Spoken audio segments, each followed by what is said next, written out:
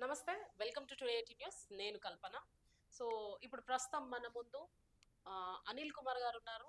అంటే గతంలో మనం జూషినాం గదా! పాస్టర్ ప్రవీణ్ పగడాల గారు చనిపోయిన దగ్గర నుండి మనకందరికీ సుపరిచితురు ఆహ్, అనిల్ కుమార్.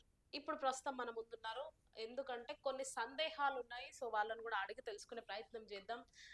గతంలో అన్న వ్యాఖ్యల కంటే ఇప్పుడు చంద్రబాబు నాయుడు మాట్లాడిన మాటలు గావచ్చు, అట్లనే శివశక్తి దశాబ్దాల ఉత్సవాల్లో మాట్లాడిన మాటలు కావచ్చు. సో, వీటన్నింటి గురించి కొన్ని అడిగి తెలుసుకునే ప్రయత్నం చేద్దాం. సార్ నమస్తే. నమస్కారం. ఎట్లున్నారు సార్?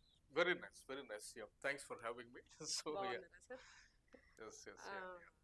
సో, మిమ్మల్ని మేము ఇక్కడికి ఇన్వైట్ చేయడానికి కారణం ఏంటి అంటే, ఆంధ్రప్రదేశ్ ముఖ్యమంత్రి చంద్రబాబు నాయుడు హ్మ్. ప్రవీణ్ పగడాల సహజ మరణం చెందిండు అని చెప్పేసి హ్మ్. కొన్ని కొన్ని సార్లు మాట్లాడడం జరిగింది. ఇప్పుడు కూడా గతంలో మాట్లాడడం కంటే ఇప్పుడు ఏమంటున్నారంటే, ఆయన తాగి చనిపోతే ప్రభుత్వం మీద బురద జల్లే ప్రయత్నం చేస్తున్నారు అని చెప్పేసి కొన్ని మాటలు మేము వింటున్నాం.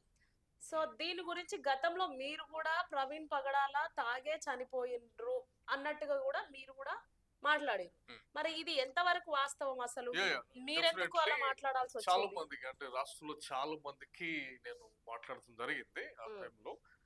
ఆహ్, సీ ఎవిడెన్స్‌తో వెళ్ళాలి ప్రతిదీ. హ్మ్. లేనిపోని అబండాలు వేరే కమ్యూనిటీస్ మీద ఏసి హ్మ్. ఉన్న వాతావరణం చెడగొట్టటం హ్మ్. జరుగుతుంది కాబట్టి నేను మాట్లాడాల్సొచ్చింది. హ్మ్. ప్రవీణ్ పగడాల నాకు ఫ్రెండ్ అయినప్పటికి కూడా హ్మ్. Balakrishna chief justice Balakrishna commission మొన్న హైదరాబాద్కి వచ్చినప్పుడు నేను అఫిడవిట్ సబ్మిట్ చేసిన. హ్మ్. అంటే ప్రవీణ్ పగడాలకి అన్యాయం చేద్దామని కాదు. హ్మ్. నేను మాట్లాడింది ఏమంటే ఇది ఎంతవరకు అయితే అంతవరకు వెళ్ళి న్యాయం చేద్దాం, హ్మ్. అందరికీ న్యాయం చేద్దాం, అంటే లేనిపోని ఇందులో అబద్ధాలు వేయొద్దు. ఏం న్యాయం కోరుకుంటున్నారు మీరు? మీరు ఇప్పుడు అన్నారు కే కదా! తాగి పాల్ కే చనిపోయిండ్రని. పాల్ హర్ష్ కుమార్ లాంటి వాళ్ళు హ్మ్. కేసు చేశారు, హ్మ్. కోర్టులో ఉన్నారు. రేపు 24th అది వస్తుంది, హీరింగ్ వస్తుంది. హ్మ్. సో సి end of the day evidence కావాలి మనకి. హ్మ్. ఒకటి నిరూపితం కాకుండా హ్మ్. భావోద్రేకాలకి లోనైపోయి హ్మ్. కమ్యూనిటీస్ మధ్యలో విద్వేష భావాలు రెచ్చగొట్టుకుంటా. హ్మ్. సో ఆ టైంలో ఎవిడెన్స్ ఏం మాట్లాడుతుంది అనేది స్టాండ్ స్ట్రాంగ్ గా తీసుకున్నా నేను. హ్మ్. నా మీద సో, చాలా మంది ఎవిడెన్స్ ఎలిగేషన్స్, లేవు కాబట్టి ప్రభుత్వం ఏదైతే తీర్పిచ్చిందో దానికి మీరు ఓకే అన్నారా? దాంతోటి మనం స్టాండ్ అయి ఉన్నాం. ఓకే. ఆ! సో అటువైపు వాదనలు తీసుకొని రావాలి, మనకి ఇంకా చట్టం ఉంది. హ్మ్. నేను మాట్లాడింది అప్పుడు కూడా ఏమంటే హ్మ్. ఇది ఎంత దూరం అయితే అంత దూరం వెళ్దాము. హ్మ్. పర్సనల్ గా నేను అఫిడవిట్ ఇచ్చాను, నేను హ్మ్. సబ్మిట్ చేశాను. హ్మ్. సుప్రీం కోర్టు దాకా కూడా వెళ్దాం. హ్మ్.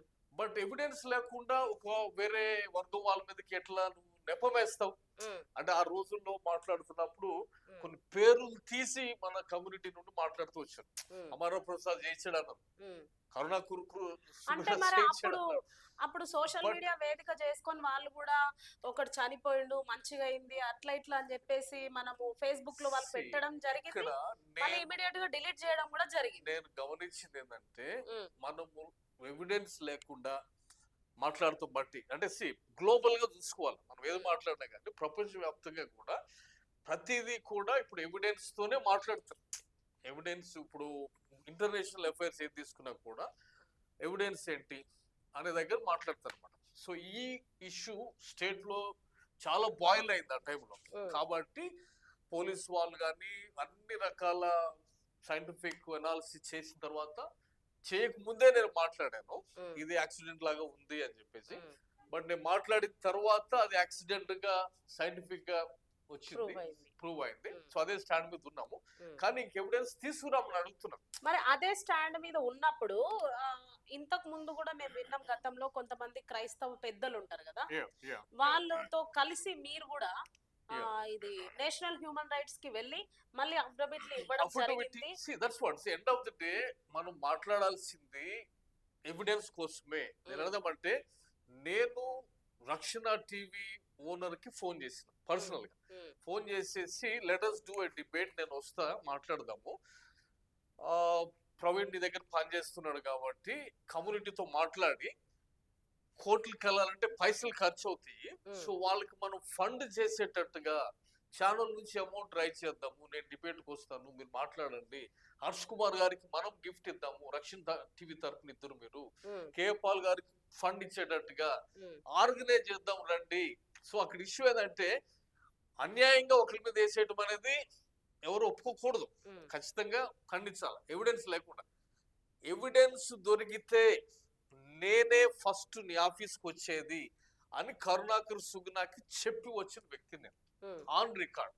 I went to his office, um, I said hey don't worry we are there with you. Um, షఫీకి ఫోన్ చేసిన, షఫీని పిలిచిన నేను, ఉమ్, 3 కమ్యూనిటీల నుండి మనం ప్రెస్ మీట్ చేద్దాము, ఉమ్, ముగ్గురం కూర్చుందాము, ఉమ్, సఖ్యత కాపాడదాము, హార్మోని ఉండాలి ఇక్కడ, డిబేట్స్ జరగాలి. సో నేనున్న కాన్సెప్ట్ ఏంటంటే ప్రవీణ్ మిషన్ ఉమ్, ఏదైతే ఆయన చేస్తున్నాడో, ఆయన చేస్తున్నది చర్చించడం చేస్తున్నాడు, అవి చెడిపోకూడదు, అది కంటిన్యూ కావాలి. ఆ మిషన్ కంటిన్యూ కావాలంటే ఈ విద్వేషపూరిత వాతావరణాలు ఉండకూడదు. Um, see when you go to western countries, um, బయటకు వెళ్ళినప్పుడు ఏథియిస్టు తర్వాత థియిస్టు బోత్ సైంటిస్ట్ పక్క పక్కనే కూర్చుంటారు, ఎవరు ఎవిడెన్స్ వాళ్ళు సబ్మిట్ చేస్తారు. ఉమ్, యూనివర్సిటీస్ లో వాళ్ళు ఫైటింగ్ చేసుకోరు, అబ్యూజివ్ లాంగ్వేజ్ వాడరు, ఉమ్, అంటే matured way of handling debate అన్నట్టుగా ఉమ్, టైం ప్రకారంగా మాట్లాడతారు. ఉమ్, దెన్ డెసిషన్ పబ్లిక్ వదిలేస్తారు. ఉమ్. ఆ చర్చ మనకి జరగాలి. సో ఫైనల్ గా ఈ చర్చలో నేను ఏమంటున్నా సార్, ఇప్పుడు సో చంద్రబాబు నాయుడు అంటున్నాడు తాగి చనిపోయిన పాస్టర్ ని తీసుకొచ్చి మా ఏపీ గవర్నమెంట్ మీద బురద జల్లుతున్నారు చంద్రబాబు అని నాయుడు ఇస్ అ అంటున్నారు. Politician, um, Chandrababu Naidu is chief minister of Andhra Pradesh. So Hmm. వాళ్ళ ఫోకస్, వాళ్ళ పర్స్పెక్టివ్ అంతా ఎట్లుంటది, ఉమ్, అపోజిషన్ దీని వెనకాల ఉంది, వాళ్ళు దీన్ని రెచ్చగొడుతున్నారు. సో పొలిటీషియన్ గా plus with what ever is on document వచ్చినటువంటి పోలీసు ఫైనల్ కంక్లూజన్ బట్టి ఉమ్, ఆఫీస్ లో ఉన్న వ్యక్తిగా ఆయన అది మాట్లాడాల. ఉమ్, చీఫ్ మినిస్టర్ చేయాల్సిన పని అదే. ఉమ్, ఆయన ఖచ్చితంగా అపోజిషన్ ఎదుర్కొంటాడు, ఉమ్, అపోజిషన్ హస్తం దీని వెనకాల ఉందానే చూస్తాడు, ఉమ్, పోలీసు వాళ్ళు ఇచ్చిన దానికి సమర్థిస్తారు, దానికి అందరూ కట్టుబడి ఉంటారు ఉమ్, అంటిల్ కోర్టు మరలా ఉమ్, రేపు 24th మనోళ్ళు సబ్మిట్ చేశారు, ఉమ్, వాళ్ళు వాదనలు వినిపించాలా, ఎవిడెన్స్ ప్రజెంట్ చేయాలి. ఇక్కడ ఉమ్, చేయకుండా కరుణాకర్ చంపేశాడంటే కరుణాకర్కి నేనున్నా, ఉమ్, కమ్యూనిటీకి వ్యతిరేకమైనా కానీ కరుణాకర్ వైపు నేనున్నా. ఉమ్, ఎందుకంటే అనవసరమైన అభియోగాలు వేయాలని చెప్పి ఏ దేవుడు చెప్పు. ఉమ్, సో మనం అట్లాంటి ఫ్రెండ్షిప్ లోకి వెళ్ళాలి, ఉమ్, మన రాష్ట్రంలో ఉన్న వాతావరణాన్ని మనం కాపాడుకోవాలి. ఉమ్, అంతేగాని కామెంట్స్ చేసుకుంటా వాతావరణం చెడగొట్టి ఉమ్, అల్టిమేట్లీ ప్రవీణ్ యొక్క మిషన్ ఖరాబ్ అవుతుంది ఉమ్. అనే దగ్గర నేను పనిచేస్తాను అనమాట. సో సో ఈ మీరు సఖ్యత ఇప్పుడు కోసం కరుణాకర్ సుగుణ టాపిక్ వచ్చింది కాబట్టి ఆ, మొన్న 10th యానివర్సరీ శివశక్తిది ఒక ప్రోగ్రామ్ జరిగింది ఆంధ్రప్రదేశ్.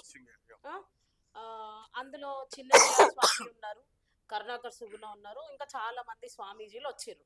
ఇప్పుడు మీరు అన్నారు కరుణాకర్ సుగుణ కోసం అవసరమైతే నేను స్టాండ్ గా ఉంటా అని.